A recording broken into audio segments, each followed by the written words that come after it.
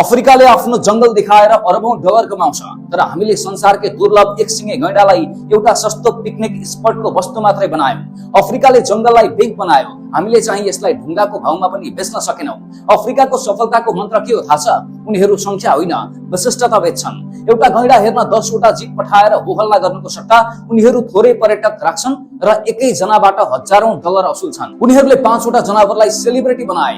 हामीले हाम्रा गैंडा र बाघलाई विश्वव्यापी ब्रान्ड बनाउन सकेनौं। सौराहा पुग्दा लाग्छ हामी कुनै मेलामा छौं। एउटै गैंडाको पछाडि 20 वटा जीप दगुर्छन्, जसले गर्दा पर्यटकले विशेष महसुस नै गर्दैन। अफ्रिकामा पर्यटकले बाटोमा नुहाउँदै हात्तीको बथान देख्छ, तर चितवनमा होटलका कंक्रिटका महलले जनावरको बाटो थुनिदिएका छन्।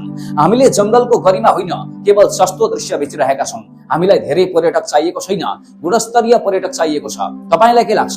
चितवनको गैंडा र बाघलाई विश्वकै महँगो र आकर्षक गन्तव्य बनाउन सबैभन्दा पहिला के सुधार गर्नुपर्छ? आफ्नो विचार कमेन्ट गर्नुहोला।